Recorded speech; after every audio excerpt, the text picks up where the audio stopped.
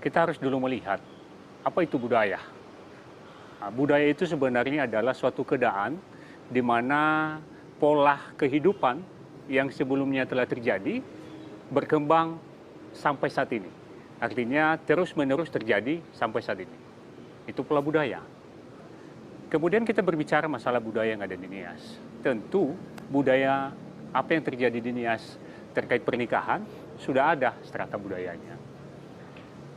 Muncul sekarang istilah yang kita dengar kawin massal. Nah, dari dulu sepengetahuan saya di budaya kita Nias sampai saat ini belum pernah ada istilah kawin massal atau kawin bersama-sama. Belum pernah. Sehingga saya melihat, saya berasumsi bahwa kalau ada kawin massal itu bukan budaya Nias. Bukan budaya Nias akan diterapkan di sini. Tentu ini merupakan tantangan. Tantangan kepada kita. Ada yang mengatakan bahwa itu bisa terjadi karena kehidupan ekonomi masyarakat Nias yang menuntut hal itu. Kalau boleh saya katakan, kehidupan ekonomi masyarakat Nias tidak jauh berbeda dengan kehidupan ekonomi luar di Nias. Berbicara masalah jujuran saya lihat, hampir semua daerah juga punya jujuran. Ya, kita berbicara jujuran ya mungkin, kita berbicara berapa... Bukan hanya hampir, setiap daerah. Ya, setiap daerah ada jujuran. Mas kawinnya. Tetapi, ya mungkin pada zaman dulu mungkin bahwa jujuran kita di Nias, adat Bewo yang disebut Bewo itu tinggi. Tetapi saya melihat, kalaupun tinggi, itu tergantung strata sosial seseorang. Kalau dia Balugu, ya jujurannya pasti tinggi. Kalau dia rakyat jelata, ya pasti jujurannya juga menyesuaikan. Ya itu dulu. Kita lihat pada posisi saat ini. Kita lihat juga pada posisi saat ini. Secara akademisi saya melihat dan pengamatan saya langsung, bahwa tidak memberatkan. Saya melihat bahwa Bewo itu sebenarnya sangat kecil. Yang memberatkan pada saat ini adalah resepsi pernikahan yang digunakan pada pernikahan itu sendiri. Bukan Bewo itu. Tetapi saya lihat pun pola yang kita gunakan pada saat ini pada saat ini saya berbicara karena kondisi realita, adalah kesepakatan kedua belah pihak. Ya, antara pihak laki-laki dan pihak perempuan sepakat bahwa seperti ini acara yang harus kita gunakan, berarti ya biaya kecil. Bewo juga tidak mempengaruhi. Ketika strata sosialnya juga tinggi, dia mau membuat pesta pernikahan besar, berarti juga bisa dilakukan dengan biaya besar. Saya melihat bahwa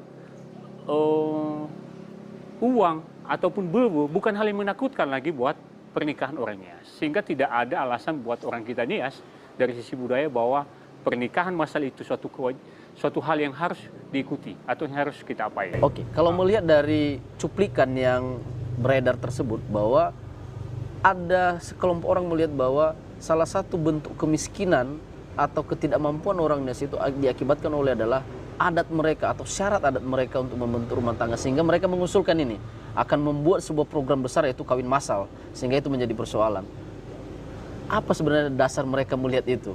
Mungkin dari sisi kenapa mereka ada statement seperti itu, melihat bahwa di sini benar kita bilang tadi bahwa ini daerah terpencil ya, daerah terisolir dan sudah memang dalam kategori apa kita daerah tertinggal, termiskin gitu. Baik. Saya memang melihat sekilas cuplikan itu, tapi kan kita tertariknya di sini siapa yang buat pernyataan? Orang kita Nias kah? Atau orang luar? Saya lihat di situ kan orang luar. Berarti yang lebih tahu bagaimana kondisi di Nias kan orang kita Nias. Kan itu istilahnya ya. Kalau kita lihat sekarang, mereka itu hanya melihat sekilas, artinya sepotong, tidak melihat secara utuh. Itu yang saya maksud tadi. Kalau kita berbicara sekarang mau buat pesta di gedung, itu ya bisa saja habis 100 juta. Ya orang kan berpikir, loh, itu maharnya tinggi sekali, sampai ke 100 juta. Yo, jangan salah, Anda udah salah, itu bukan mahar. Itu biaya pesta yang dilangsungkan oleh kedua belah pihak. Kalau berbicara masalah adat, ya paling apa yang masuk ke pihak istri, pihak perempuan, tidak besar, tidak sampai 10-20 juta. Nah, ini yang salah persepsi barangkali. Kalau orang luar melihat, boy, berapa biaya yang diminta? 100 juta, 150 juta. Lah, itu kan biaya pesta itu semua. Kalaupun itu kan kesepakatan sekarang. Dan rata-rata, kalau saya lihat pada posisi saat ini, itu tidak sampai seperti itu. Itu yang saya maksud tadi, kembali ke strata sosial. Yang saran saya dalam hal ini, sebelum kita membuat pernyataan-pernyataan seperti itu, hendaknya kita juga melihat kondisi, keadaan, realita secara utuh.